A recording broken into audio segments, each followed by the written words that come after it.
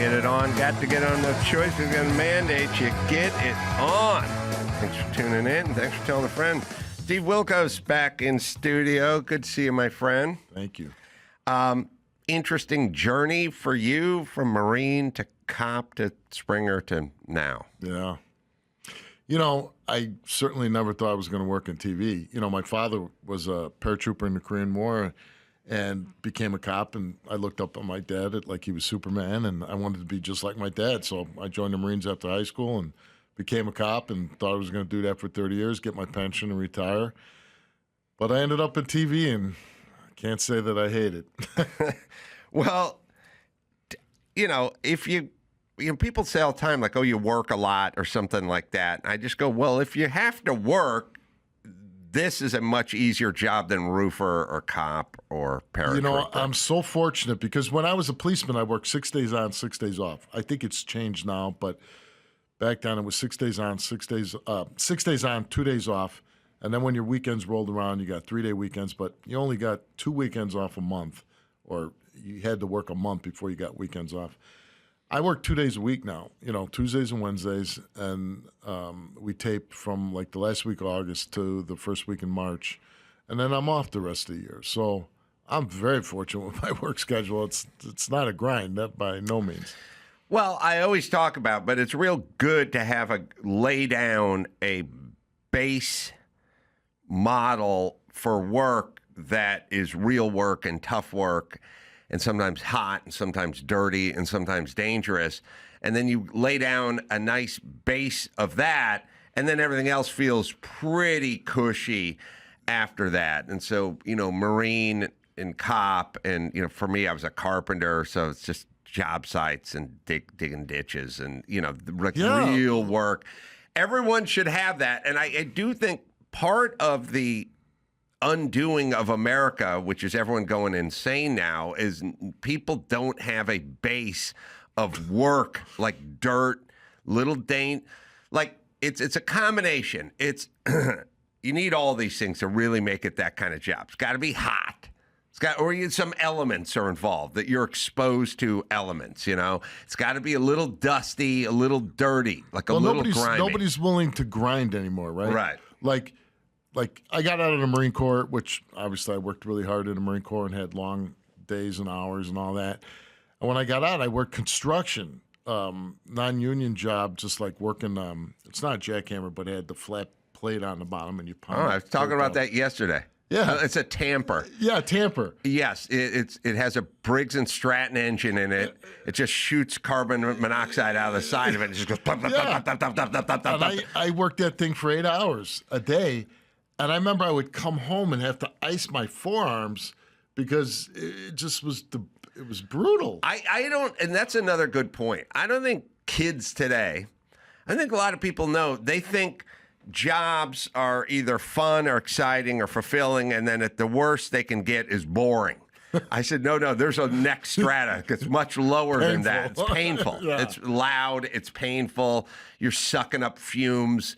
You know, I would work a jackhammer all day. I don't think, you know, it's kind of one thing would tell people all the time. Like, if you're planting a dwarf avocado tree in your backyard on a Saturday, you may dig for 40 minutes. But you don't dig for 9 hours. Right. You don't know what it's like to dig for 9 or to work that tamper.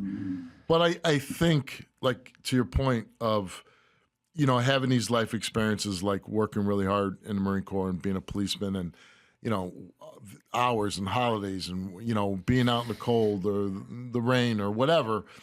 And then to get a show where, you know, other people get shows and they don't want to do publicity. They don't want to go out and travel. They don't want to go out to affiliates. Where for me, it was like the easiest thing in the world. I mean, I worked really hard, and I think you get to stay on the air 19 years when you're willing to do a lot of things and make people happy, and they buy your show. So for me, like a lot of people think it's hard work, but compared to what I did in my previous career, it's not hard work, and I really appreciate the fact that I had this opportunity. And I knew, like, I'm willing to do anything to keep this gig because it's the greatest gig in the world. Yeah, in a way, it's sort of like technology in that my kids grew up with a smartphone, so they don't give a shit about a smartphone, but if I had that smartphone and I brought it back in time 100 years, people would be, I could sell tickets for people just to watch me look at it. Yeah. You know what I mean? And when you have a cush job and you grow up in air conditioning and you grow up with money or something, it's like then stuff to you and me where they go, you want to fly over here, and then they're going to put you up in a hotel, but you got to do press in the morning. You go, yeah, that sounds like air conditioning and food and free this and free that. That sounds good, because my head's back on a construction site. You know, they never went there. But I also feel like there's a kind of a tactile sanity that comes with putting things together and being outdoors and breaking a sweat and sort of, you know, hard day's work for an honest day's pay and stuff like that. And I think people were a lot saner and pragmatic when that was the schedule and you couldn't avoid it. And there's too much computers, air conditioning, and cubicles, and people are starting to go a little nutty. That's what I'm experienced. And the reason I'm always, pardon the pun, drilling down on this is I toggle in between the creative sort of pie in the sky digital world and the mechanical blue collar world all day, every day. I'm literally building something with these guys, and then I come here and then I do work here, and then I go back and talk about plywood and nailing schedules with these guys. And I realized these guys are never nutty. They're never sick. That COVID didn't exist to them. COVID wasn't even a thing to those guys. They didn't talk about it. They didn't wear a mask. They didn't talk about getting your kids vaccinated. They didn't have opinions on it. They just went to work. Right. They just got up, went to work, and then they went home. They got paid. The rest of history, right? Right. They didn't like, if you handed them a burrito, they didn't wipe it down with Purell or anything. They just sat down on a pile of drywall and thanked you for the burrito. Yeah. And by the way, you can get whatever food you want for them because they have no allergies. Right. They have no food-based requirements. They're not lactose intolerant. They don't have anything. Yeah. And I started to realize why are these guys always so like sane and sort of even, and the rest of the ones that are sitting in the air conditioning and on college campuses are starting to go nuts. Yeah. Well, you know, and the other thing is I tell my kids, I have a daughter who's in college and my son's in college, and I tell them all the time, if you bust your ass nowadays and you grind, when I say grind, you know, people tell me all the time, oh, you're so lucky that you got into TV and you got your own TV show. But I worked every side job. And so when guys came to me and said, hey, you want to work on the Springer Show as security?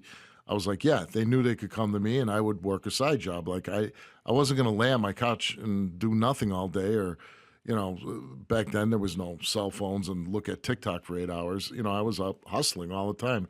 And I tell my kids all the time now, and I don't want to be the old man. And I was joking with your producer before the show about I'm shaking my fist at everybody and angry now and, you know, mad at the world. But if you grind, if you go out and hustle, I go, the competition that you're facing is nothing now compared to when I was coming up. Like everybody I knew in Chicago, the guys I grew up with, everybody worked side jobs. Everybody wanted to work, make money, and, you know, they would do anything. Like, you know, if you were a cop, you would work a stamper the next day, or, you know, you would do anything to get ahead. And I don't see that anymore. People are like, oh, I need a mental health day. I'm triggered, so I need time off. And so I think if you're just a hard-nosed person and you go out and you hustle and you grind, I mean, you're going to get ahead.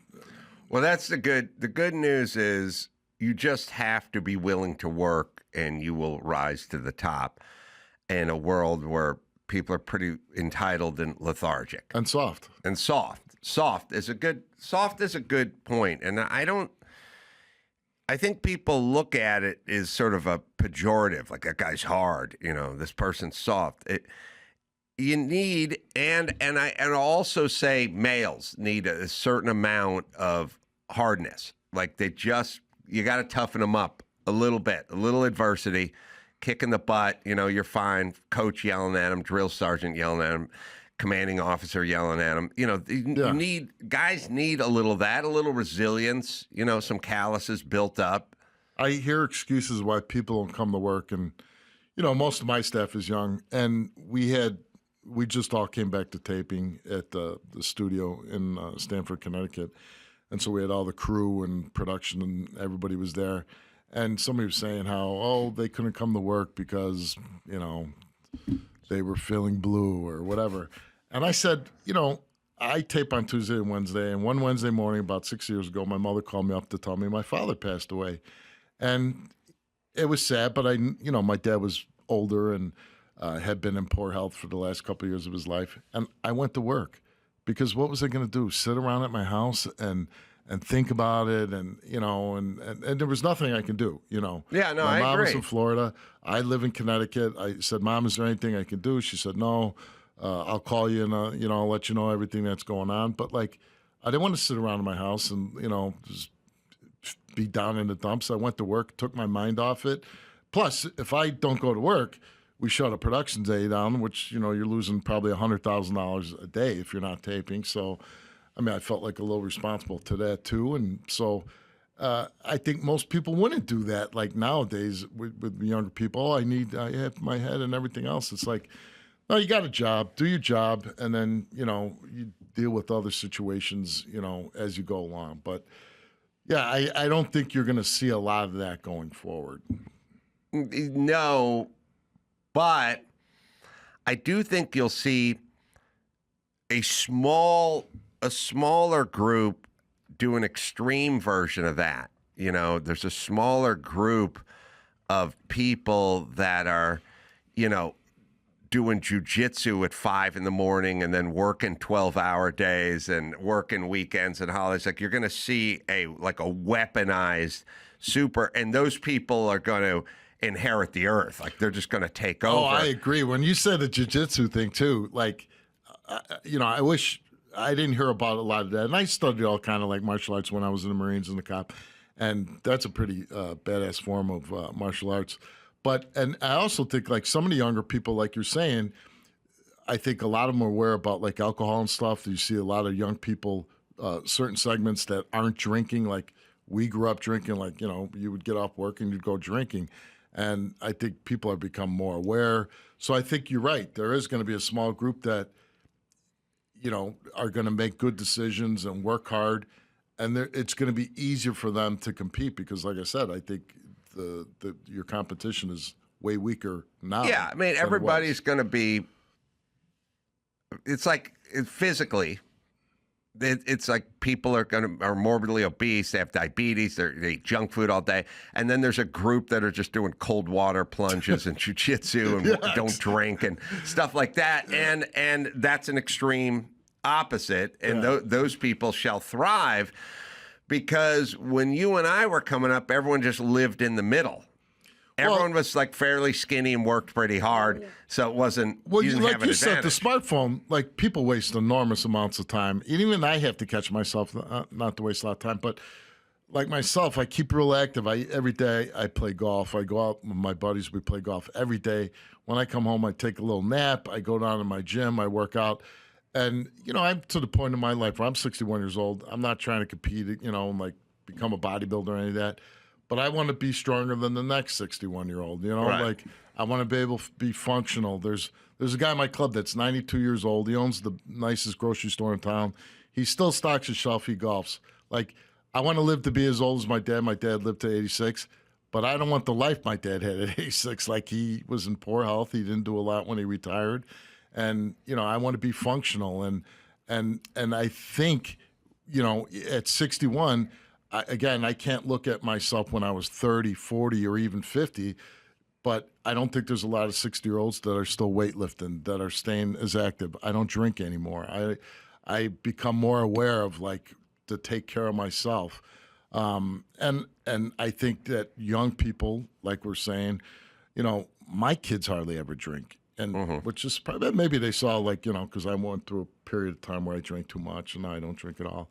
So I think if you learn from that, and my kids are learning from my mistakes, and they're getting education. And I said education's it's a small part of really succeeding in life. Yes, you want to be educated, but you want to instill and work hard and show up and like even in the Marines, what I learned from the Marines was like you just get it done. There's no complaining. There's no bitching about it. You just go out there and, we have to do this. You get there, you do it no matter what. So you go from Chicago cop to side job Springer security. And there's a lot of like side jobs for cops in production. You see it out here. You used to see it in LA when they shot a lot more out here. Yeah. They don't see it as much. But I always thought that seems like a pretty cush gig for a cop on a day off, right? Yeah. But so walk us through that sort of first meeting and then how that turned into an on-air presence. So Mike McDermott, who runs my security now, we were cops in the 14th District in Chicago, and I was walking out at 1 o'clock in the morning.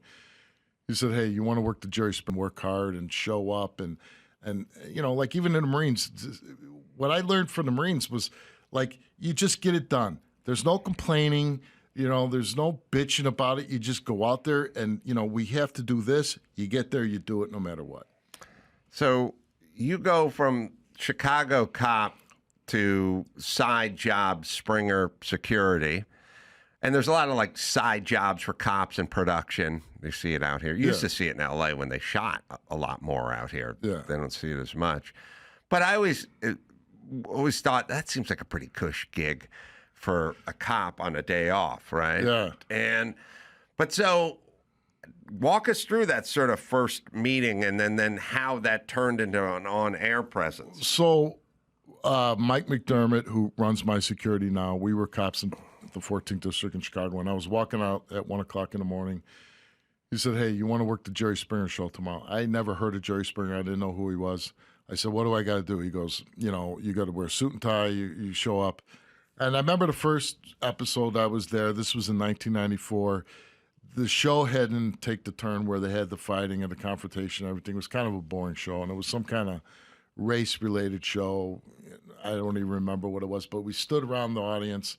We didn't do anything. There was no fighting, nothing. It was boring.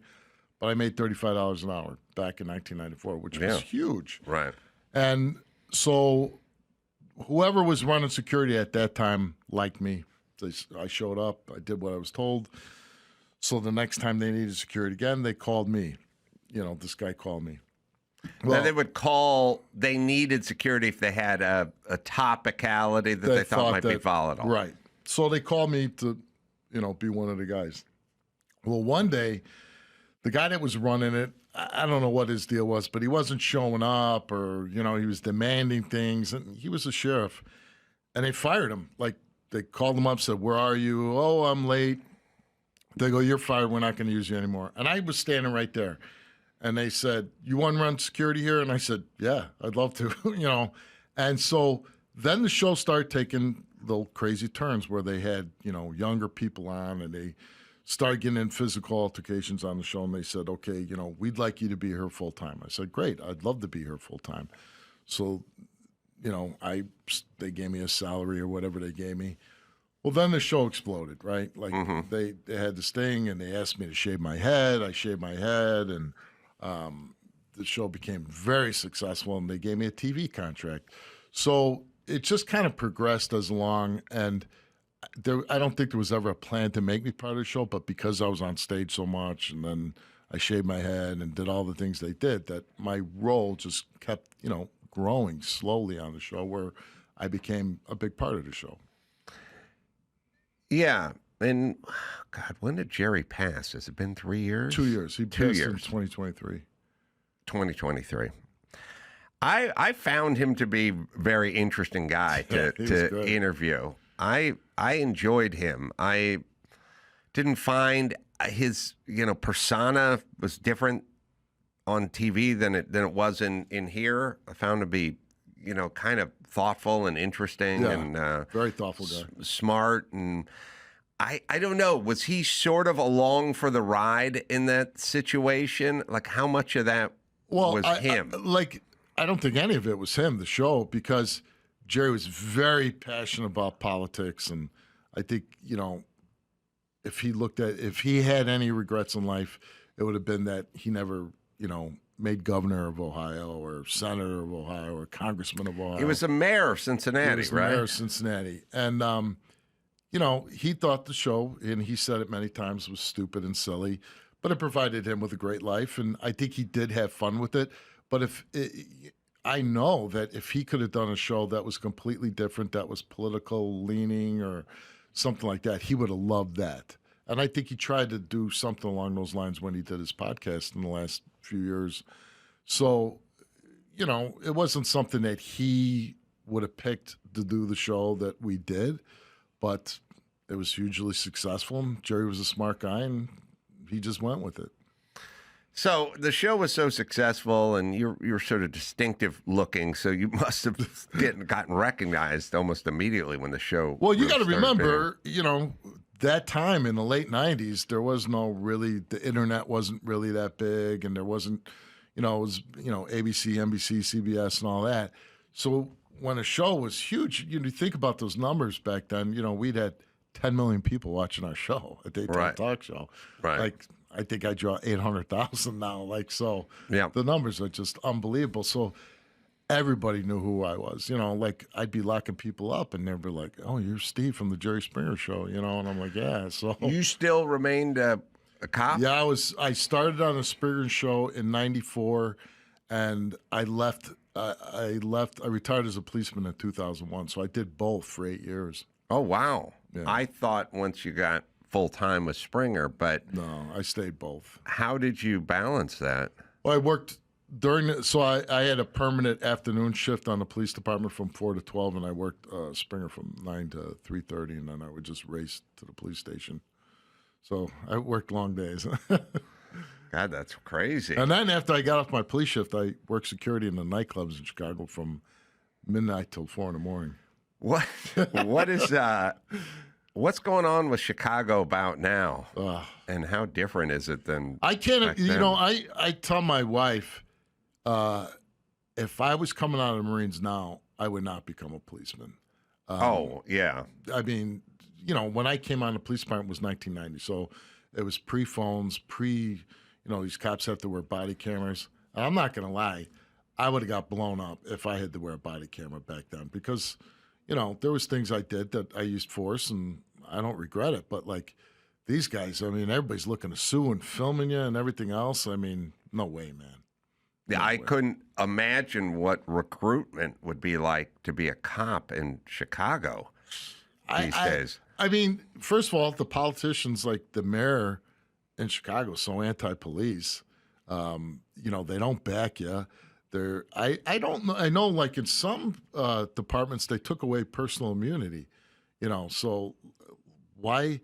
And I think that might have happened in Chicago because I remember talking to some guys I still knew on the force, and they're like, "I'm not doing anything." They're like, "No, I'm not going to lose my house." And Well, yeah. They call it the Ferguson effect, which is if you get out of your car and go get involved with something, it might be nothing, or you may be filmed and be leading the internet the next day. Yeah. Either way, there's an element. There's kind of an element you may have experienced this, but I've dealt there's a white collar kind of version of this, which is like attorneys who work for networks, and sometimes when you're dealing with the attorney that works for the network, you go, "Hey, I want to say this, or I want to do that, or we want to do a bit that's blah, blah, blah." And they just go, "No." Then you go, "Why not?" And they go, "I don't know, just no." Yeah. And you go, and you always leave. I would always leave going, they never will lose their job for saying no. Right. But they could lose their job if they say yes, and then we get sued by Disney. Right. You know what I mean? So they're incentivized just to say no. There's a lot of jobs where they just go no, and that's better. And so if you take cops and you incentivize them not to get involved, because at the end of the day, everyone's just a human, and all anyone wants to do, whether you're the cop on the street or the lawyer in the office for Comedy Central, you just want to go home at the end of the day with your job. And get your paycheck. So you've incentivized these people not to get out of the car. Well, you know what was said? When I became a policeman, I really enjoyed being a policeman. I loved going to work. I loved getting the bad guy. I loved solving problems in communities. I'm not just saying that. If somebody said, hey, officer, these guys down here, they're making my life tough. They're a bunch of thugs. They're selling drugs. They're doing this. They're doing that. I loved helping that guy out. I loved making his block safer. I really enjoyed that. And now you're telling me, I left in 2001, so it wasn't bad yet. But, what if you're taking that ability for a cop to go out and get the bad guy, to clean things up, to make it nicer for people that just want to live their life without a hassle, it's terrible. If a he's not going to get out of his car and kick somebody's ass and say, get out of here, you're causing problems. What's the sense of being a cop? I don't know, but it's got to be unsettling knowing that your mayor and the city council and maybe even the governor, they don't really like you, don't like your position, don't like what you're doing. Between Pritzker, Johnson, like you said, the city council, these, I'm only speaking for Chicago because I know it, and they're not getting backed up. Nobody takes the stand of policemen.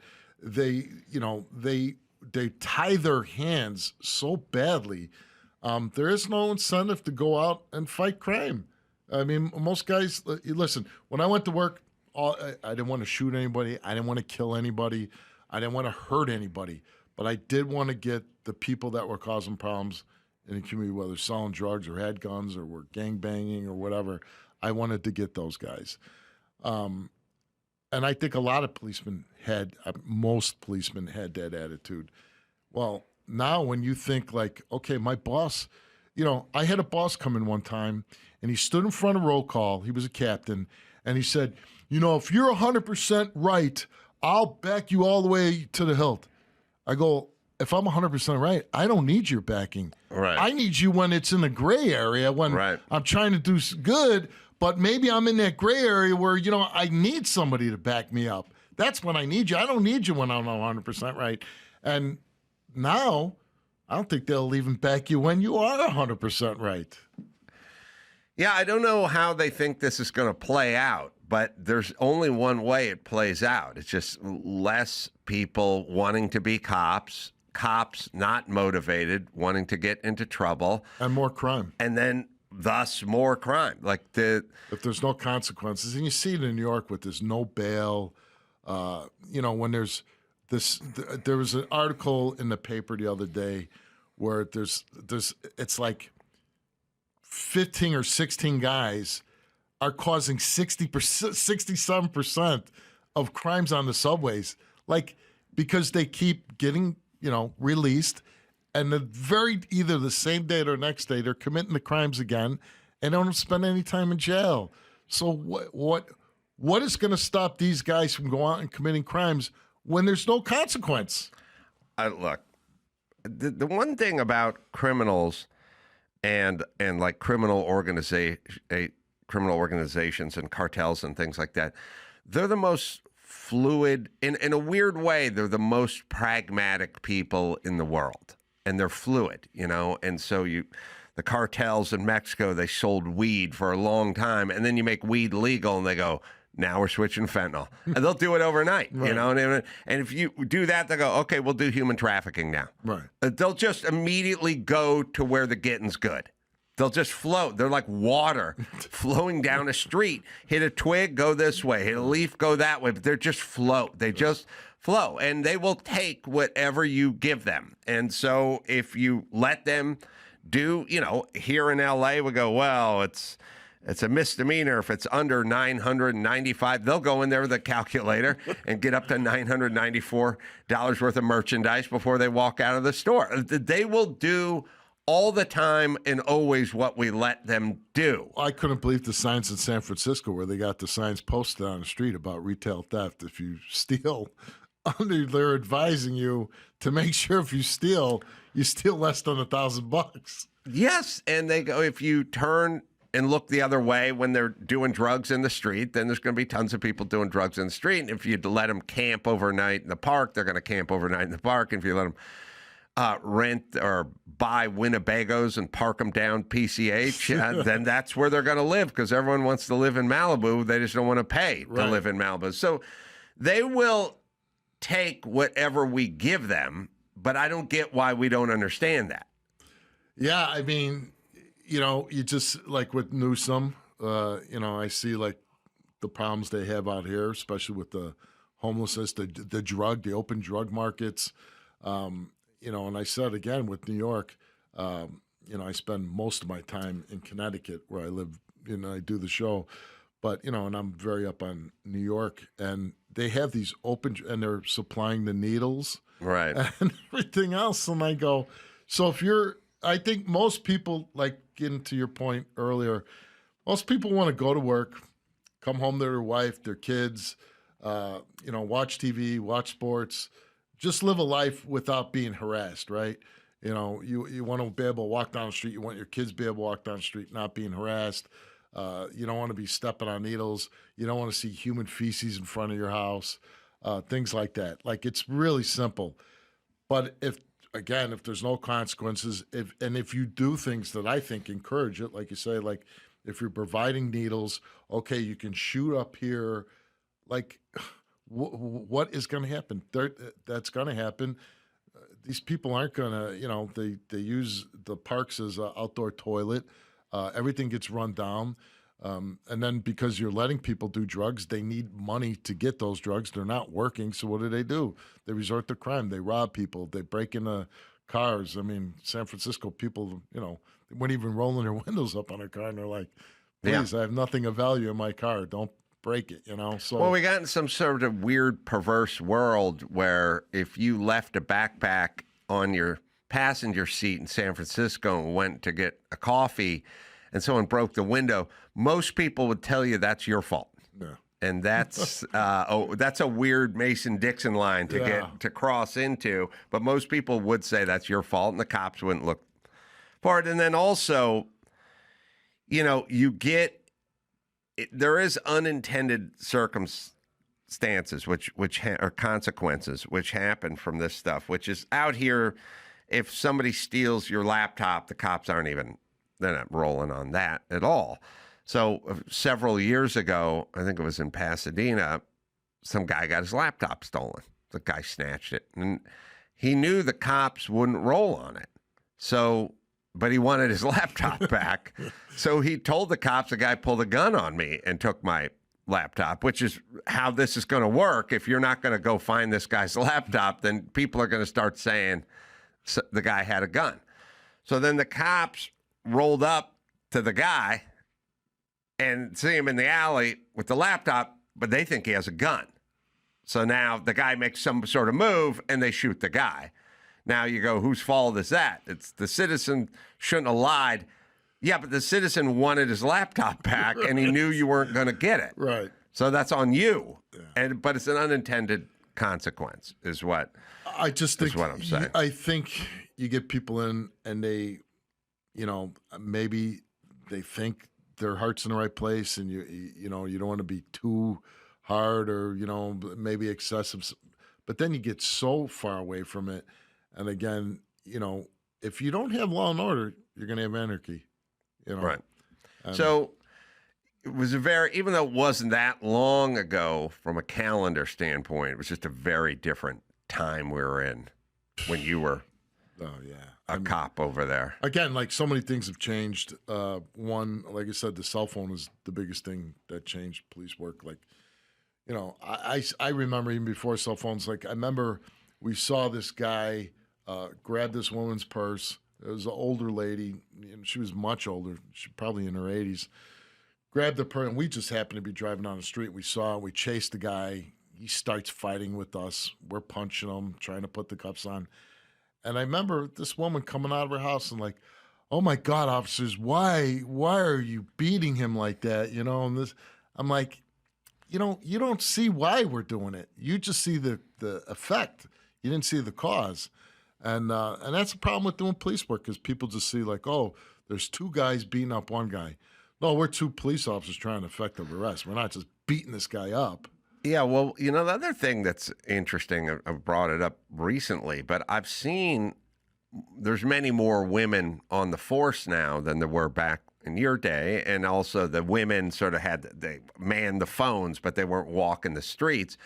And now they're out there on the beat, and they're giving up 70 pounds to a lot of these guys and getting thrown around out there, which is sort of bound to happen. You know what I mean? Yeah, we didn't have a lot of police women when I was on the job. There was some, like you said, I see a lot more. And I think with the police department, they've done away with standards, right? Like right. You used to be a certain height. You had to be physically fit.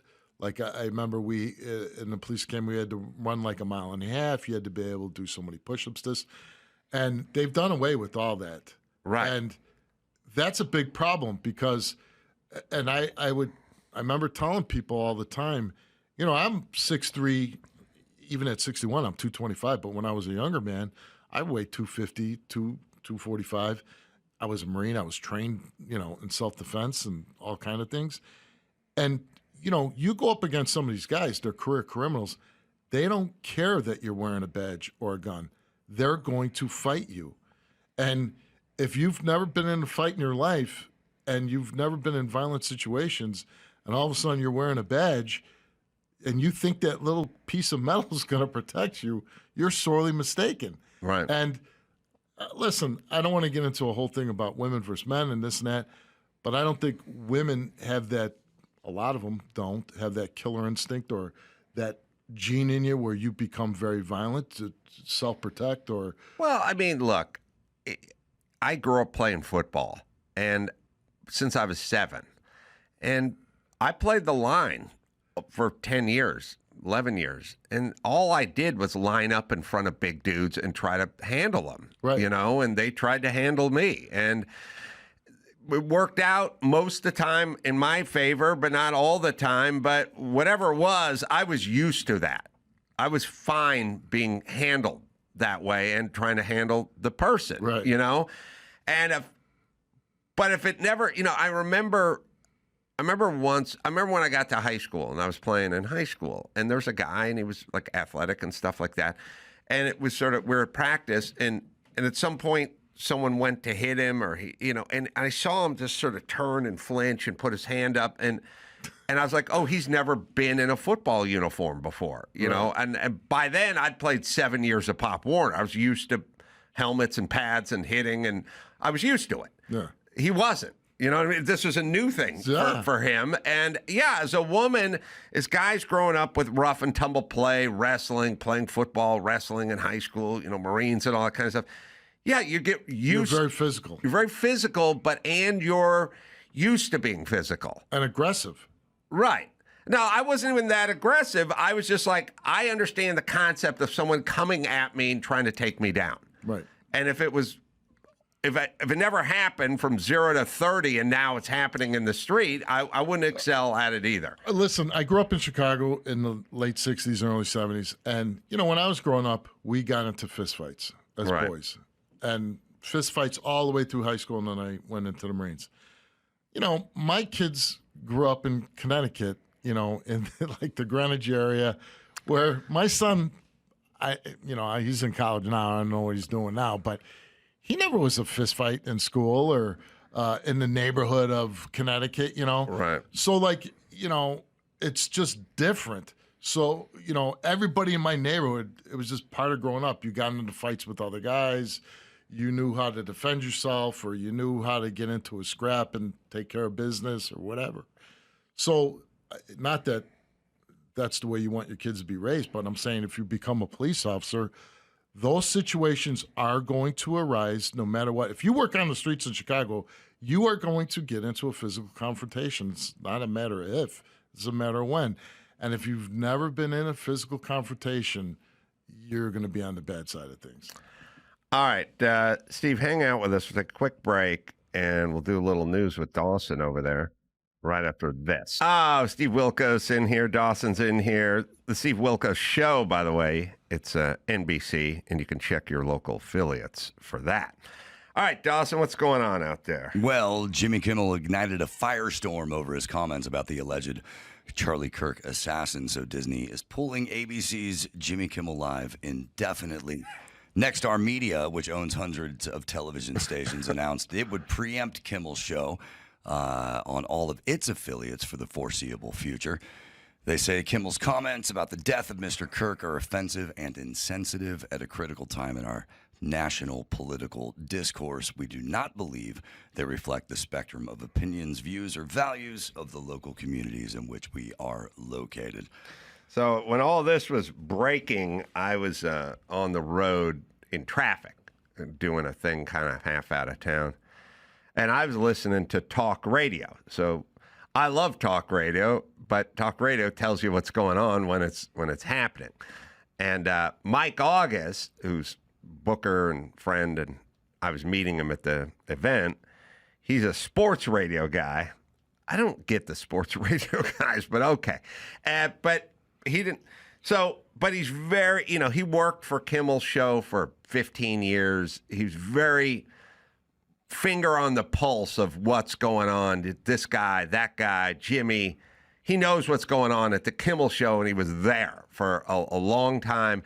He also knows what's going on in late night show business, because James Baby Doll Dixon, my agent, is Colbert's agent. Mm-hmm. It was Mike's former partner and Jimmy's agent. Also, it was crazy. James Baby Doll Dixon represent, 7 weeks ago, we had two guys that were like the king of late night, mm-hmm. and now both on, over a decade, so on and so forth. So anyway, I'm hearing about this on the radio. And so Mike calls and he goes, "How far away are you from the gig?" I go, "I got another hour in traffic." And then he brings up Kimmel for some reason. He's something like, "Oh man, what's this Kimmel thing?" He says something sort of innocuous. And I go, "Oh yeah, man. It's crazy, right?" And he goes, "What?" And I go, "Yeah." And so then I tell him, I think he knows that Kimmel's been pulled off. He does not know. So then I go, I said, what would be funny? Every time I talk to Bill O'Reilly always says to me, Connecticut guy, right? Yeah. Bill, I talked to Bill O'Reilly last week. He goes, "Hey, tell your buddy Kimmel to put me on the show. Tell your buddy Kimmel, roll in every time. He goes, tell your buddy, I'd be great on the show. Go tell your buddy that." And Kimmel was slated to go to New York, go to Brooklyn, So he goes, "He's going to be in here, tell your buddy, whatever." So just because I think it's funny and I know Jimmy's show's been pulled, I tell Mike, hit up O'Reilly and tell him good news, I got him booked. He's coming to New York. Colbert's his lead, but he's going to bump Colbert, and I got you in there instead. And Jimmy goes, Mike goes, "You want me to do what with O'Reilly?" I go, "Just hit up O'Reilly's people. Tell him good news. I got him booked on Kimmel's show." He goes, "You got him booked on Kimmel's show?" I go, Yeah, tell him that. It's funny."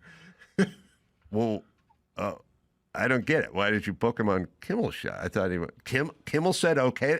So this goes on for 10 minutes. I go, "Mike, it's a joke. It's funny, right?" He goes, "Why is it funny?" And I go, "Because it's a funny joke. Because O'Reilly's always hit me up, and now it'd be funny if you told him I got him booked on." Right. And he goes, I don't get what's funny about that." And I go, "It's funny because Jimmy's show got canceled." And he goes, "What?" I go, "Yes, Jimmy's show got canceled." He goes, "What are you talking about?" I go, "What the fuck, Mike? Don't you have a radio? You got a phone?" "I've been on the road for an hour." I've been on the road for an hour. He goes, I go, "Just don't say, how far are you from the gig?" He goes, 5 minutes. I go, "Just go there, park your car, get your phone out, and call me back." And then he calls me back. And he's like, holy shit. And I'm like, now you can see how funny that O'Reilly joke is, right? And he's like, "Well, yeah, now I get it." So I said, "We'll hit O'Reilly anyway, because this is going to be funny, because I just want to do this."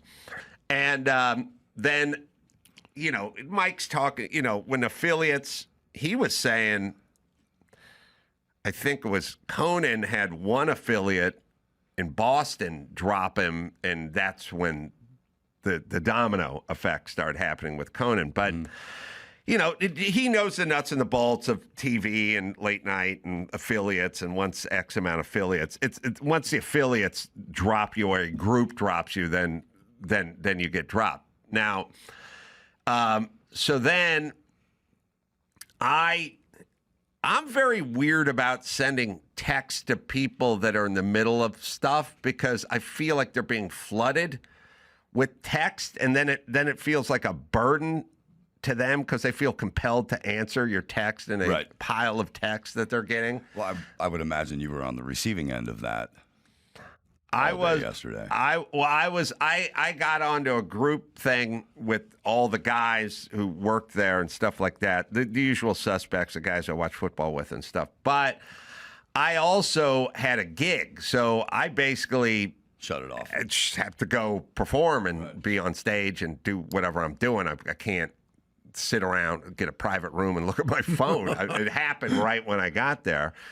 But there was a break, and I said to Jimmy, I just sent him a text because, you know, you want to be on record as like understanding or knowing or whatever. So then I just sent him a text that just said, you know, thinking about you, hope you're okay. And then I always write, I don't know, maybe this is a reverse psychology thing, but I always write, you don't need to reply because I just want, it's like, you know, your dad died, you know, hey, Steve, sorry, handle your business. I understand. You know, I don't want you actually writing me back and telling me thank you for, you know, it's a tough time for all of us. You know, I'm thinking about you. I'll lead with that sometimes. No need to reply, just making sure you're cool. Right. He wrote back 18 seconds later, which is how Jimmy does. He just writes back, you know, and maybe he's passive aggressive. Maybe it's my no need to reply makes him reply faster. But he just replied and he's like, wow, strange times out here, whatever. And then I told my booked O'Reilly on the show. I said, look, as long as you're replying, I'm going to just tell you I booked O'Reilly, but I'll make a joke. And then he just wrote back, I'm being followed by a helicopter.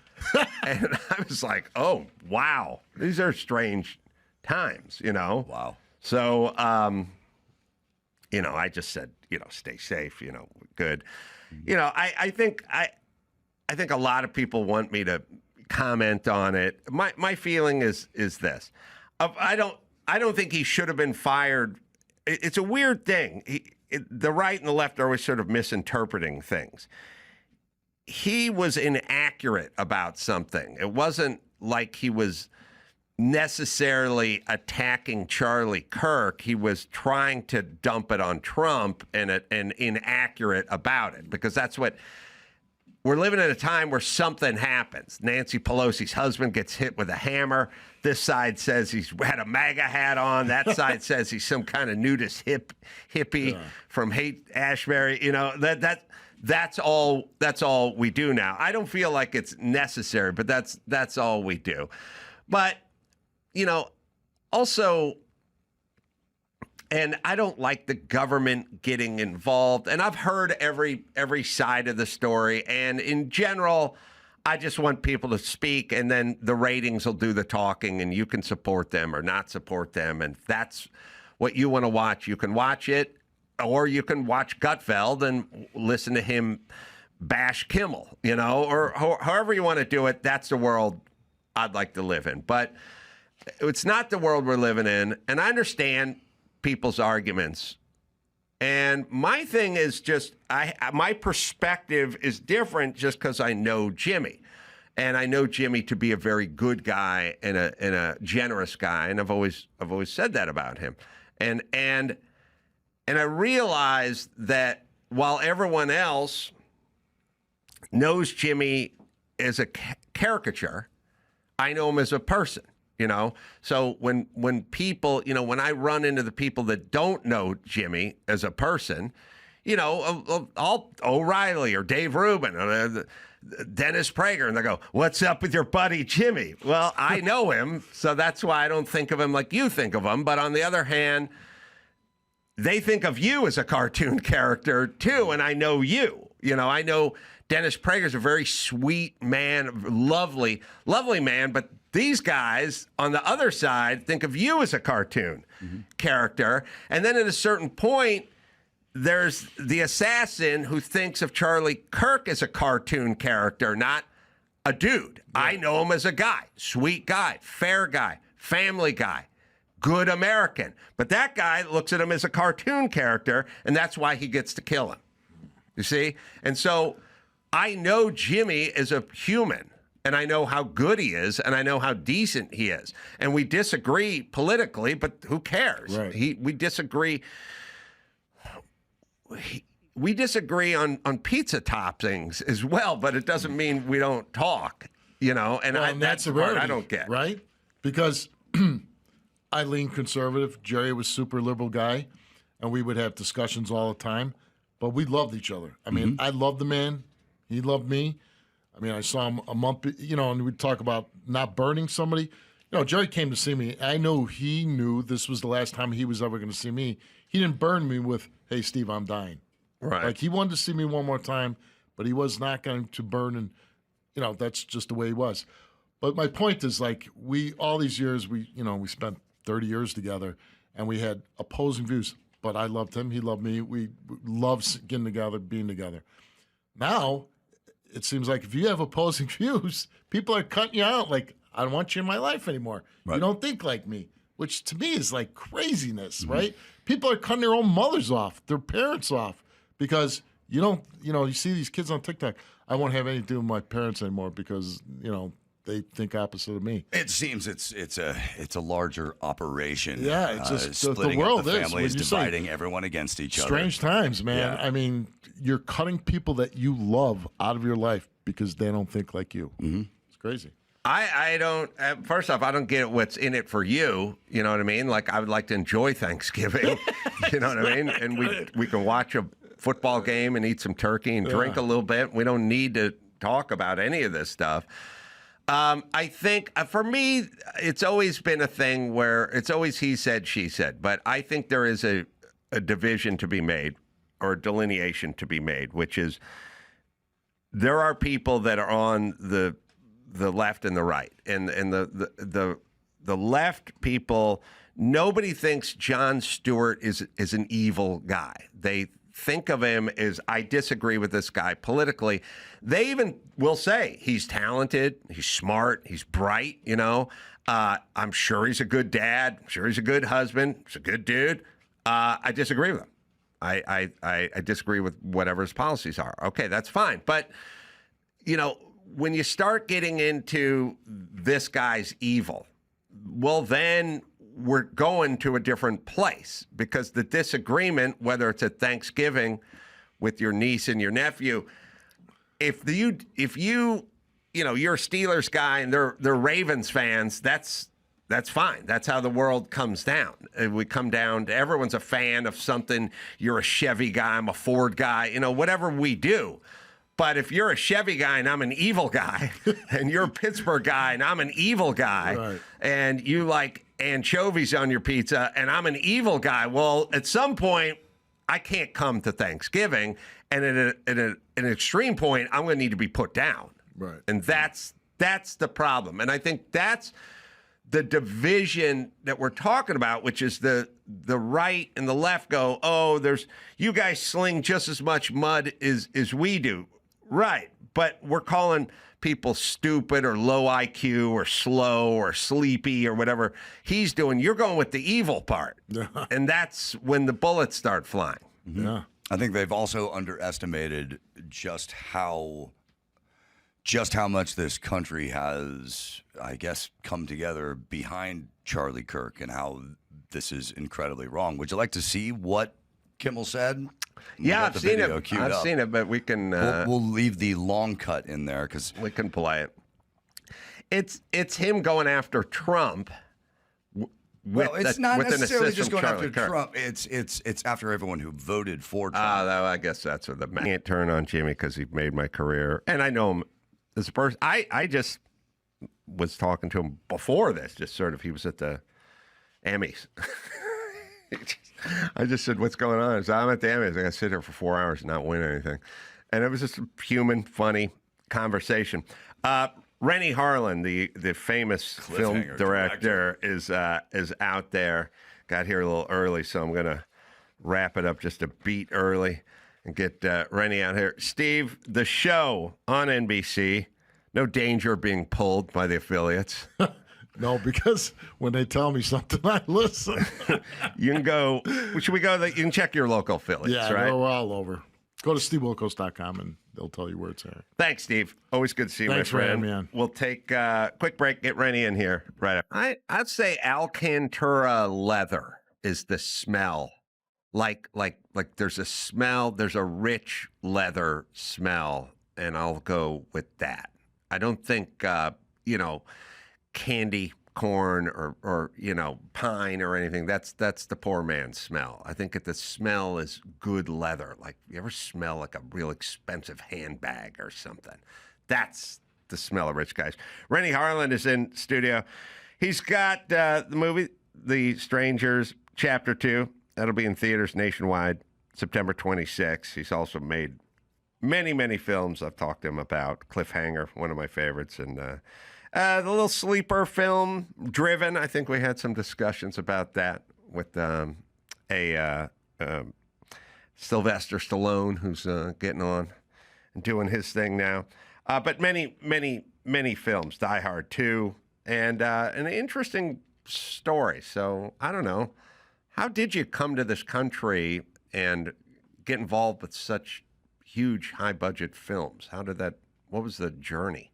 The journey was bumpy and curvy, but it was just, it was about a little boy in Finland growing up in the middle of nowhere and dreaming big and loving Hollywood movies. And I just wished hard enough and left Finland when I was in my early 20s and went to Hollywood, and a lot of blind luck, a lot of hard work, a lot of sleepless nights, a lot of lost money. And ultimately, I was able to make a couple of low-budget films, and then I hit it big on my third little film, which was A Nightmare on Elm Street 4, and it became in the franchise of 7 movies, it became the most successful of the whole series, and overnight changed my life. And the next phone call was from Spielberg, and the rest is history. What did Spielberg have to say? It was really funny because I was staying in this motel in Hollywood, $20 a night, by the way, with bullets flying and scantily clad ladies running around. And then the phone rings, and then the manager calls me. Usually the manager calls me only to ask where's my $20 for the following night. But he says, "Harlin, you have a phone call."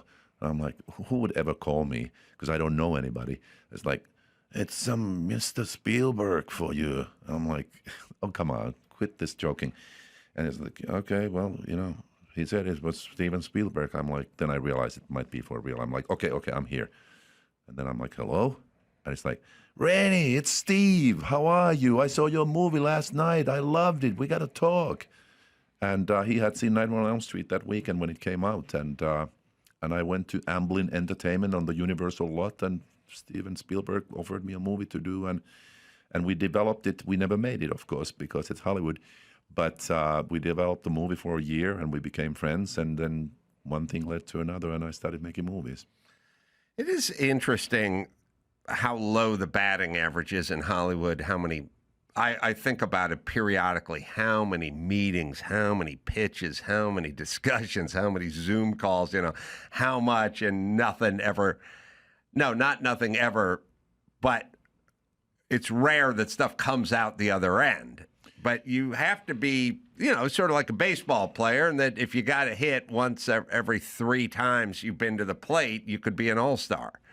Yes, and this is such a huge topic. You could talk endlessly about this, but I was just, we arrived in town with my wife a couple of days ago, and we were driving from the airport and looking around, and I looked at this city and I said, do you realize that this is a city of broken dreams? It's a city of dreams too, but it is for most people here. Yes. And I don't want to sound wrong or anything, but am I the only one who feels like every waiter you have in the restaurant and every bartender they actually are actors or some kind of filmmakers or something like that. But are they? Are they? Some of them people who came here when they were young and they had these big dreams, but they were not able to make it, and they're still doing that bartending and waiter job. Nothing wrong with that, but they still say that they are an actor or they are a director or screenwriter, but they really are a waiter. And at what point in your life do you then sort of give up on the dream and say, like, I got to do something with my life? And again, I'm not putting down waiters or anything like that, but I'm just saying that it's a very common story in this town. Well, I got a lot of thoughts about that. One is, I'm always kind of curious if they really want that thing that they say they want. And it's something I think about all the time. Like, there's a personal version of it in families and friendships and marriages where at some point when you're constantly arguing with people or having friction, you start to think to yourself, is this what they want? Because it feels like this is what they want. And then they always go, I don't want any of this. I want a beautiful relationship. I never want to argue again. It's like, but why do you seize every opportunity to do this? And then I think to myself, do you know what you want? Like, I know people that they go, I want to be a country musician, and there's one guy who wanted to be a country musician, but he never played, and he never got out, and I got out and I was doing stand-up and I would go locally and I'd just do it for free. And I would work all day, but then at night I would go out and do free stand-up, and I said, well, look, if you want to be a musician, you got to get out there and get your guitar and get on stage, and you got to do it for free. And he said, well, you can afford to do it for free because, you're rich. I can't do it and I said, you can do it. First off, I don't have to do it, but I am rich. I don't have to do it, but you can do it. But then I think to myself, do you want to be a country musician? Because I don't know. I don't know that they do, and I don't know that they know it. Because you wanted to make films. So Yes. you just came here and you just showed up. And I know plenty of people that want to do comedy when they just show up at the club and they'll get a job at the club washing dishes so they can do their comedy at night. And then there's the people that talk about it but never do it. And I don't actually think they want it, but I don't think they know it. That's a good point. And I said when I came to LA and after a couple of years, I've lost all my money. And I was living in a garage. I met somebody who let me sleep next to their 316 BMW in their garage for a year for free. 318 probably. Oh, maybe it was 318. It was 320, 318. Yeah, I was I think just it was 318. downgrading. Let's make sure it's not a 316. I wanted to make so miserable, make the story so miserable. It that only it had was, a 1.6 liter engine in it, Yeah. not a 1.8. Yeah, but I barely had money to sometimes go to a coin-operated phone and call my mom in Finland, who I was very close to. How many nickels did that take? It was like going like that. Keep fine. But I only had $2, so it was a very short conversation. But basically, my mom said, like, Renny, why don't you come back to Finland? You're talented. You can do things here. It's going to be great. And I said, I'd rather die than come back and say that I was defeated. And I meant it. I meant it. I was ready to die. And that's the difference, I think, between people. Is like, do you want to make movies, or is your goal to be famous and rich or something like that? Because then you should do something else. But if you want to make movies, then you're ready to do anything for it. Yeah, no, I agree. I think they want to be famous, but they're not interested in whatever this craft is. And the joke that's being played on them is it's the ones that are really into the craft that end up getting famous because they're so into the craft. And they're trying to go around the craft part to the fame part.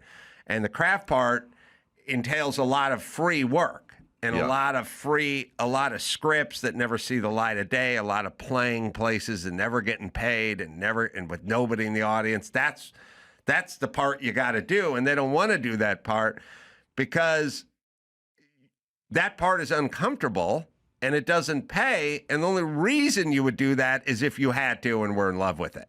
And they're not, but they don't know it.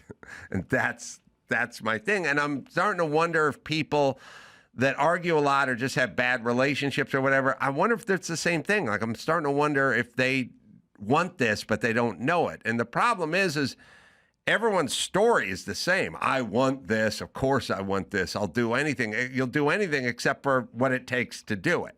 Exactly. You can really just kind of tell what people want to do by what they do for free. Totally. And if they do it for free, then that's what they want to do. And I mean, it could be working on a car, could be working in the yard. It could be writing a screenplay, it could be playing an acoustic guitar. You do it for free, that's what you want to do. Totally. And so you're living in a garage next to either 318i or 316i, and you're just like sleeping on a mattress in a garage? Yeah, for a year. And I didn't have money to go to the movies, which was my lifeline. I didn't have money to buy the trades, Hollywood Reporter and Variety, to read what's going on in the town. I didn't have any money, and I didn't have a car. So living in the valley in a garage with no car, because I lived next to a car, but I didn't have a car. Where were you in the valley? Kind of, close to Warner Brothers. They're sort of like Burbank-y. Mm-hmm. Is it Sherman Oaks? That kind of area. Toluca Lakey. Yeah. So you had a decent neighborhood, and the guy let you live in the garage. Yeah. But you were, young, tall, good-looking, exotic with your accent. I could have been a dancer. You could have been a dancer. You must have met lots of girls, right? Well, even that wasn't easy because, to meet a girl, you have to be able to take them out for lunch or something. It's like literally my daily meal was Campbell's soup, 48 cents for the normal kind, 53 cents for the chunky one. And when I had like a feeling of celebration, I had a chunky Campbell's soup. When you mixed were going with to water. splurge. Yeah. Yeah, I remember being poor and dating and trying to impress. And I used to work for a guy named Ron Braun. He's passed away. He's a good dude. And he owned a very trendy restaurant on the west side. But I was a carpenter. I could never afford eating at his restaurant. It's called Muse. But I used to go to Ron. I go, Ron, what do you need done around here? And he had a bunch of booths that he needed lowered and he needed a bunch of stuff, I said, Ron, I'll do all that stuff at your restaurant, but I got a date tonight. So when I come in, I need the treatment. And he'd go, oh, okay. So I'd work there for like 8 hours, do all this work. And then I'd come walking in at night, and it was crowded. It was popular, West Side, L.A. And it'd be like, oh, Mr. Carolla, yeah, right this way. And then sit down, and the girl would look around and be impressed. And then Ron would come by. Hey, how you doing, Em? Doing good? Good. And then, bring me stuff. And then I'd go to reach for my wallet and go, your money's no good here, Mr. Carolla. This is our pleasure serving you. And I remember that was my move. Genius. I don't know why she thought I was driving, but I was driving a beat up pickup truck, so she must have figured something out. Well, you and Harrison Ford both started in carpentry, and look what happened. I've always wanted to challenge him to a little carpentry competition. Yeah, that's I a great feel idea. like I could beat that man, but okay. So, what gets you out of the garage?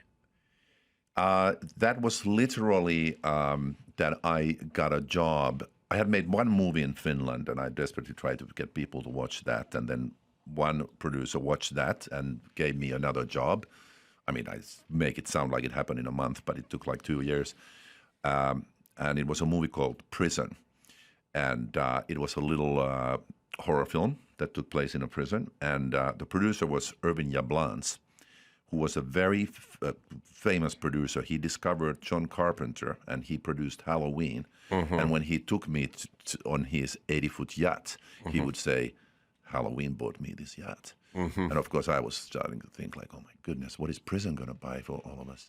Well, it bought nothing because it didn't get released. But I made Prison, and then I had Prison. I had a little $1.1 million budgeted horror film, and I showed it to New Line Cinema. They were producing 91 Elm Street, and after 7 meetings where they threw me out of the building, they finally gave up. Thought that I was so persistent that they should let me take over their franchise, and that's how I got the job. I got to say, I always bring it up, but Cliffhanger, one of my favorite Renny Harlin films. Lots of good stuff going on in that film. First off, from a visual standpoint, just exquisite. I mean, you could watch that movie with the sound down and just look at those mountains and peaks and snow. Visually, pretty amazing film. And then, Lithgow being the heavy was good. Like, it was just a lot of the female heavy was great in that. Rooker and Stallone. It just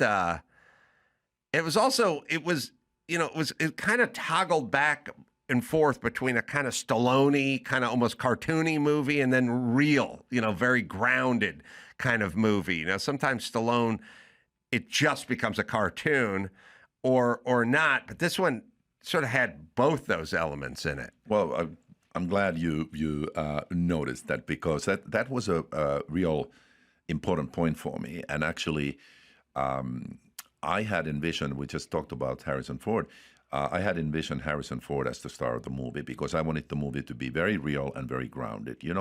Action, spectacle, but real. And the studio wanted Stallone. I didn't want him. They talked me into hiring him. I had a meeting with him. I had a lunch with him. And I said to him, I don't want to hire you. I'm sorry. I respect you. You've done great movies. But you are Rambo. You are cartoony to a certain extent where no one will believe that you can ever fail. So from the get-go, all I have to work with is the spectacle, but not the human aspect. You brought up a very interesting point, which is no one will believe you can fail, which is kind of interesting, because it's like, it's true. It's almost James Bondy, old James Bond. He's in a cage. He's being lowered into an alligator pit. And you're thinking to yourself, hey, he's going to get him, though. He's going to get him. And you're like, you can't do that. As a viewer, you have to think he's going to get killed by alligators. Totally. And to get over that, I rewrote the opening of the movie.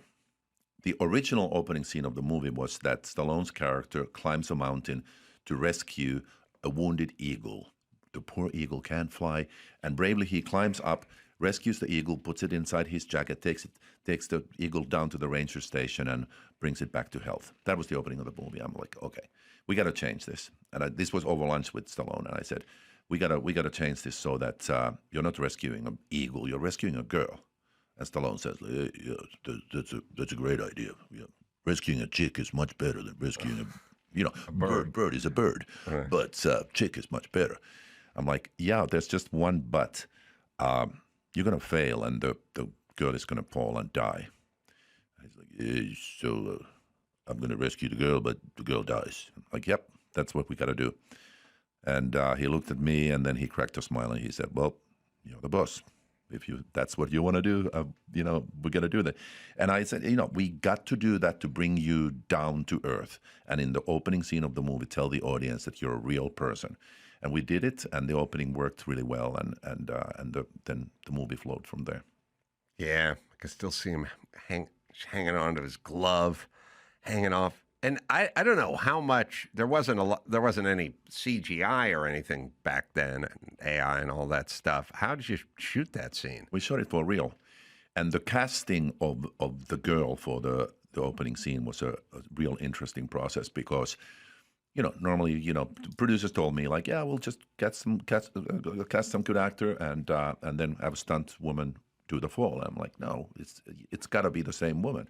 They're like, okay, well, we'll get a stunt woman who can act. I'm like, okay, well, all the respect, I think we need an actor who wants to be a stunt woman and not the other way around. And so we put the word out to young actors saying, like, if you want this so badly that you're willing to do this fall in the Italian Alps, at 8,000 feet, fall 500 feet, free fall on this tiny, tiny, thin wire, then you have a chance. And then we have a bunch of people come in, and they read.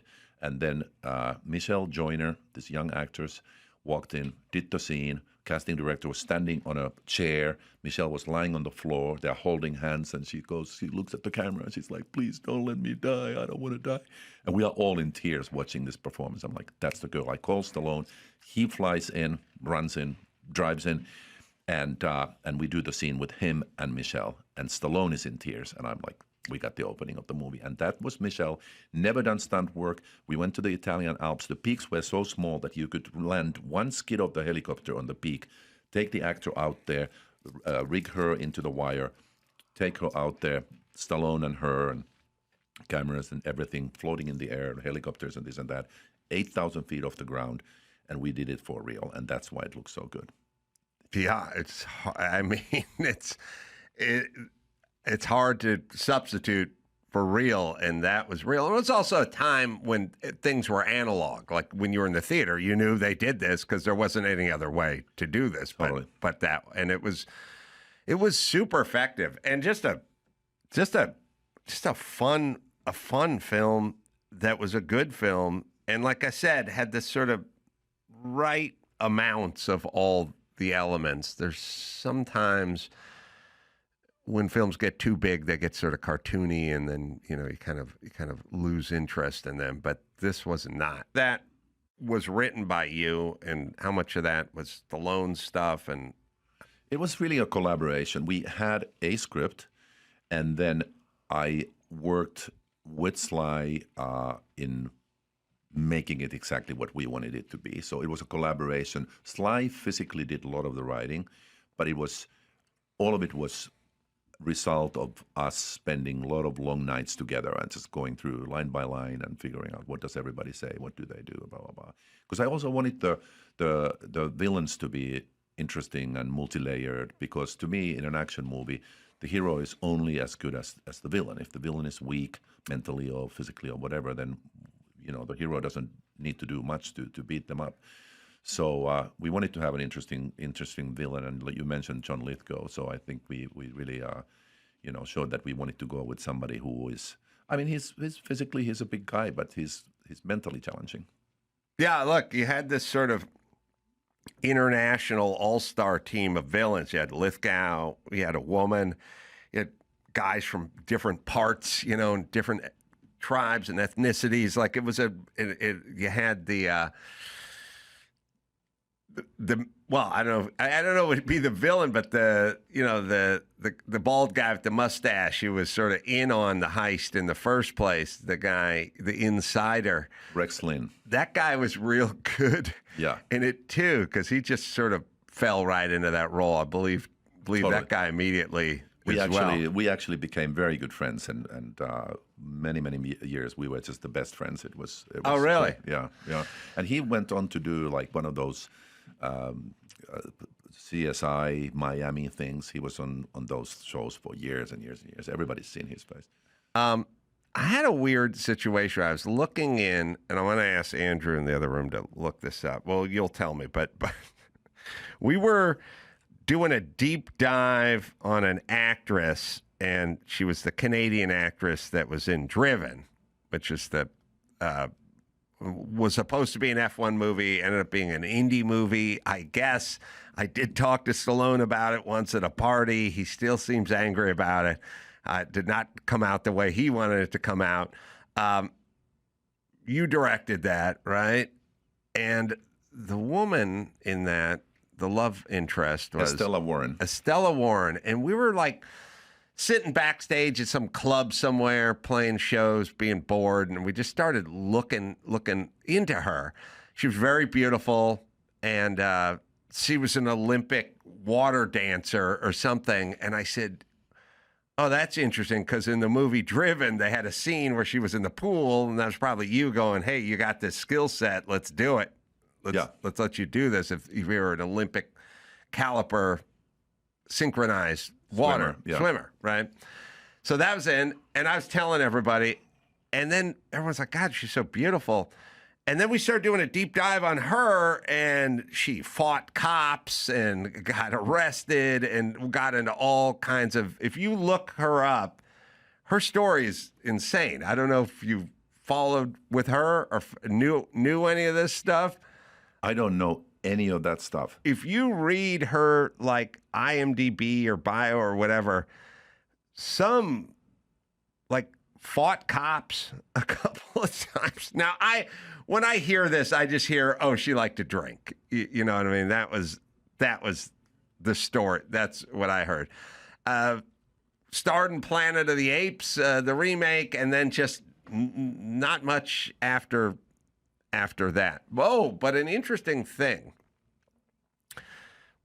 In Driven, there's a scene where they steal the Indy car after doing a big gala at night, and they take off, and they go down the street, and they're going so fast that the manhole cover comes flying off on the road. And as a car guy, I look at that, and I go, oh, come on, that could never happen. And then later, about 2 years ago, F1 goes to Vegas, and something very similar happens. And then I go, just like in Driven, and everyone else looks at me and goes, we don't know what you're talking about.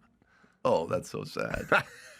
Yeah, Driven is the story of my life. And looking at now at F1, I'm like, we're supposed to make that movie. Oh, the Brad Pitt movie. All right, wait. I have her rap sheet, and then we'll get back. She was arrested in Los Angeles after she allegedly hit 3 parked cars with her Toyota Prius and then fled the scene. Police eventually found her and arrested her for driving under the influence of alcohol. During her arrest, she allegedly kicked an officer and resisted being handcuffed. Later at the police station where she was being arrested and booked, she managed to slip out of her cuffs and run and was quickly captured. Well, at least she had a Toyota Prius. She's helping the environment. In 2017, she was arrested for domestic violence after allegedly throwing cleaning fluid at her boyfriend. So dirty bastard. She was pretty feisty. This one. Did you find her to be that way on the set? No. I'm completely shocked. And she was. She came from the world of athletics. I mean, to get to Olympics in anything, let alone that kind of synchronized swimming, it's a really tough sport. And she was, also exploring the acting world, and we came across her, and we thought she was beautiful and a new face for a movie, and we really liked her, and she did a great job. And I didn't see any of this. I don't know how this happens. And she was a nice Canadian girl, so I guess for some people, this, we talked about a little bit about LA and Hollywood, like maybe the grind is just so hard that for, some people crack. And I feel bad for that. Yeah, I would, getting back to everybody and the broken dreams, not doing what you want to do for a long period of time and maybe a lifetime is a frustrating way to go. Like I knew guys when I was a carpenter. When I was a carpenter, I didn't want to be a carpenter. I wanted to be a comedian, and I was always unhappy on the construction side because I didn't want to be there. I had to be there, to get paid, but I didn't like it, and I wanted to be somewhere else doing something else. Right. And not only that, but carpentry was the exact opposite of comedy, which is it was early mornings, it was dusty, it was dirty, no one was funny, there wasn't anybody, there was no class clown, half the people didn't speak English, the white dudes weren't funny at all. And it was like serious and physical and not very creative. Not at all. Like I just sat there bored and uncreative. It was uncreative, not creative. I wanted to be at night with a beer and laughing at a club with guys, and this wasn't any. It was the opposite of that. Right. So I was very uncomfortable. But there were guys I realized who liked being carpenters. They didn't have aspirations to be anything else. They kind of knew that they weren't going to be stars or screenwriters or comedians. They were carpenters, and they were pretty happy about it. They didn't seem to be troubled or plagued or upset. They were just there to work, and they did their work. They took pride in their work, and they seemed at peace with it. So the most tormented, you can be a carpenter, just be happy about being a carpenter. You can be a waiter, just be happy about being a waiter. Or you can be a screenwriter or a comedian, and you could be happy. What you can't be is a waiter who wants to be a screenwriter and be happy. You're so right. And I got to tell you something. I don't think you know this, but I have a podcast in Finland with my wife. We live in Miami. We don't live in Finland, but we're doing this podcast in Finland. And we talk about a lot of topics like this, about dreams and happiness and all that. We're just talking about this thing that when you wake up in the morning, if you're frustrated with what you're doing and you don't want to do it and you go to a job that you hate, we understand people have to make money and, provide for their family and everything. But could you at the same time start maybe kind of trying to direct your path a little bit more toward what you would like? Even if it's a hobby first, but do something. Don't just say like, I hate my life, everything sucks, I hate everything. But do something about it. Well, I have a little remedy that's different than what you're saying, but I did it myself, and it worked for me. And I would suggest everyone do this, and the person will be happier, but so will all of us who interact with that person will be happier as well, which is at a certain point after being a carpenter or working in that world for 5 years, 50 hours a week, I sort of realized, well, maybe this dream of comedy is not going to come to fruition. I may just be doing this for the rest of my time. So I actually had a conscious thought, which is start acting like a good carpenter. Get organized, be prompt, get your tools in order. With carpentry, it's real easy just to have all your tools kind of spread out in the bed of your truck. You start wrapping up your cords, put the bits with the bits and the screw tips with the screw tips, and get your shit together as a carpenter. Yeah. You can go take all the groundlings classes you want at night and do all the open mics you want at night, but your day job as carpenter, that's for the foreseeable future. That's your job. Now, why don't you start getting serious about it and be professional? And I immediately got happier. That's great advice. Because I was like, I'm tired of moping around as a carpenter all day. This is what you're doing now. Do it the best you can do. That's it. Waiter, carpenter, Uber driver. I don't care. You don't want to be there? Fine, you're there. So don't mope. Do it. And I got better as a carpenter, and I got sort of happier because I was more satisfied because I felt like I was doing better work. And then I didn't say put the comedy dreams on hold or anything. I just said this is what you do during the day. At night, you go hang out with your comedy buddies and work for free. So, and as a result, you got successful in what you wanted to get successful in because you grabbed life by the balls and did your best. Yeah, I mean, I didn't mean I was going to be successful as a comedian. It just meant I wasn't going to be moping around as a carpenter, You have these people, they're your waiter, but they clearly don't want to be there. And it's like, all right, now we're both miserable, And there is a psychological phenomenon that takes place that when you take some pride in what you're doing, even if it's not what you want to be doing, it's more satisfying. Absolutely. And I always, when I hire, for example, an assistant to work for me, I say, okay, today you're an assistant and you're making photocopies or you're organizing something or you're making a list of my calls. Do the best job anybody's ever done doing that, because that'll get noticed. And, you might be an assistant for a month or 6 months or for a year or 2 years, but ultimately it will get noticed that you're the best in doing this, and then you'll get to the next step. But if you're like, oh, I'm just doing this crap now and I'm just going to do it with my left hand because I want to get to the next step, then you'll never get there. So, Driven was supposed to be F1, ended up being Indy. Stallone has regrets. Maybe you do as well. And then these indie movies come out. You get Rush, which I enjoyed quite a bit. And you get the F1 one. And Brad Pitt, and everyone goes nuts over that thing. And now all of a sudden, you can do F1 movies. I don't know. Was it a clearance thing back then?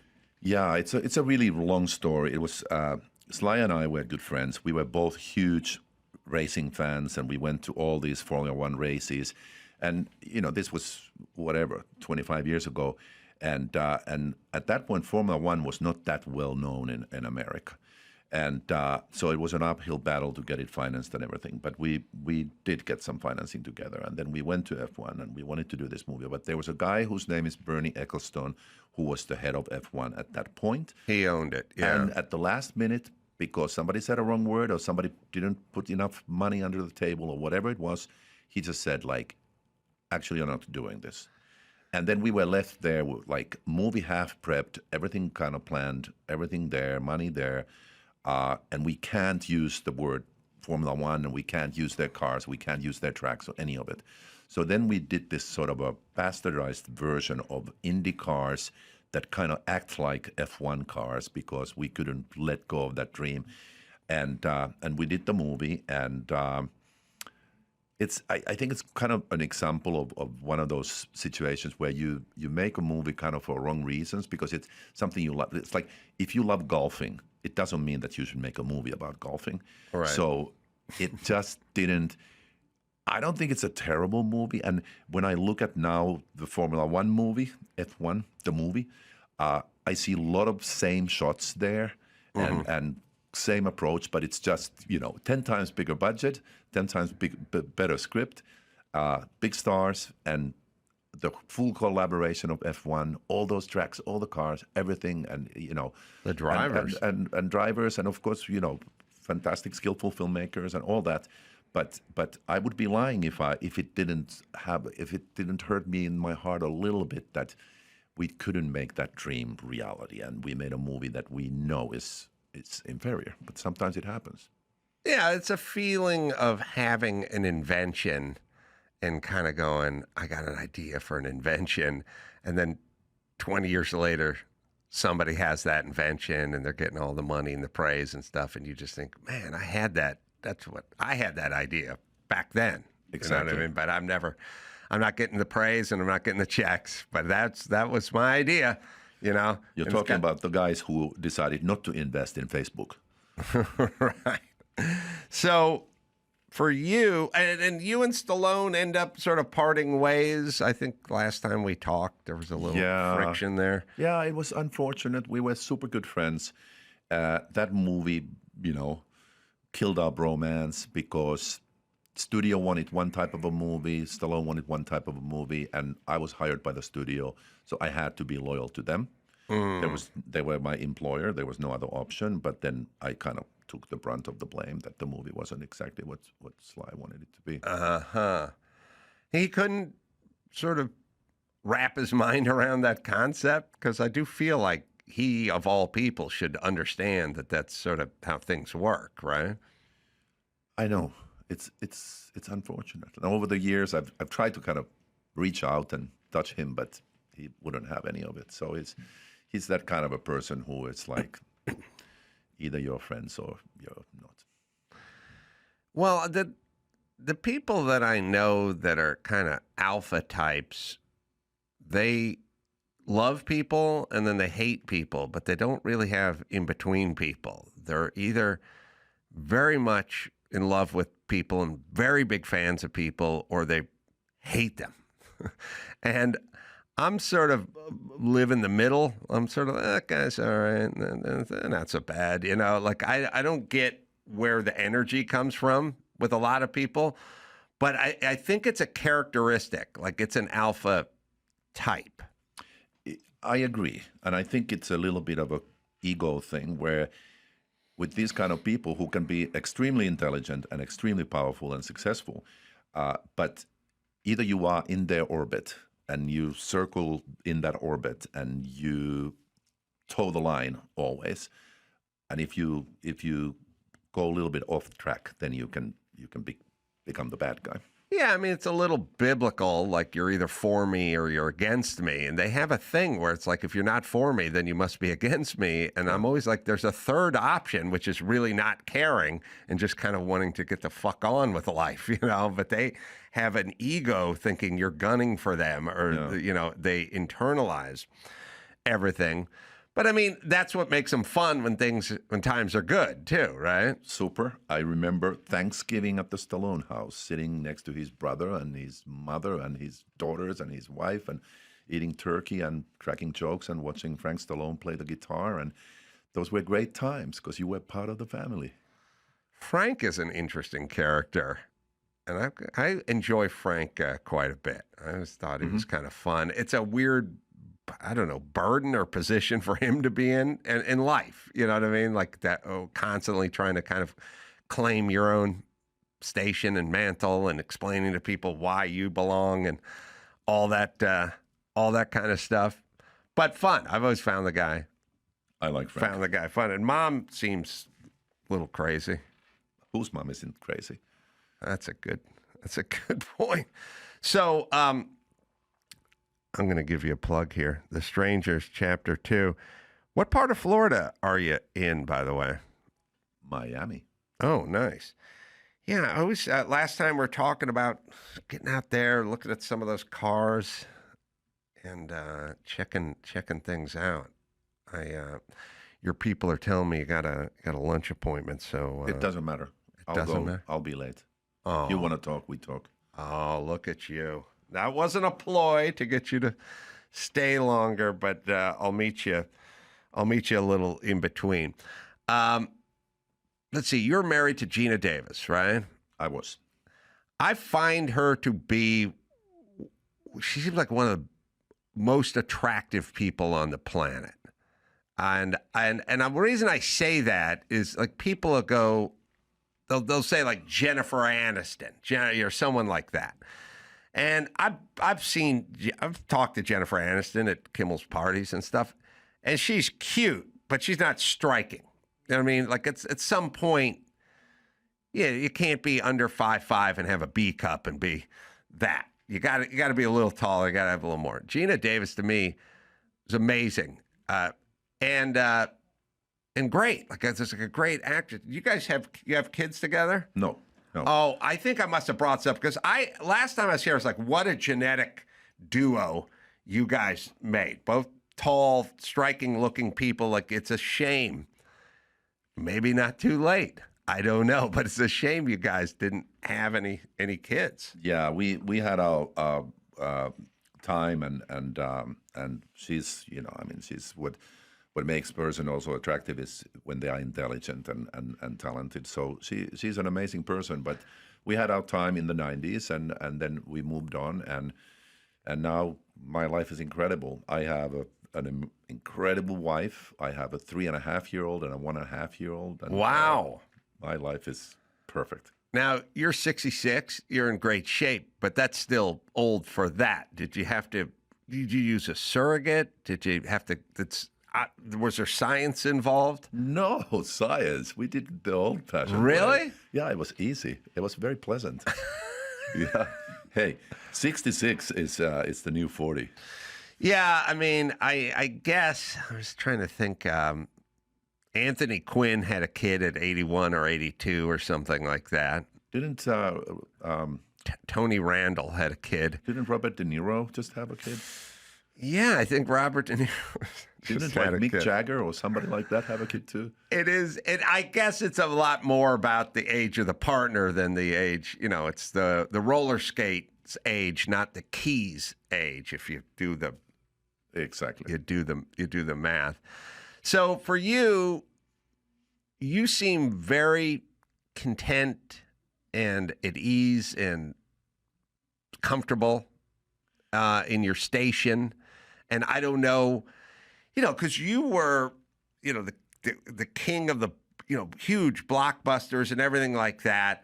And, Hollywood's one of those things, it's like up and down and up and down and up and down. But then, I don't know, at a certain point, maybe a maturity kicks in and you sort of learn to appreciate, just get back to your roots or your basics, or I don't know how to describe where you're at. Yeah, I think for a lot of people, Hollywood can be a roller coaster ride, and it's how you take those twists and turns and dips and highs.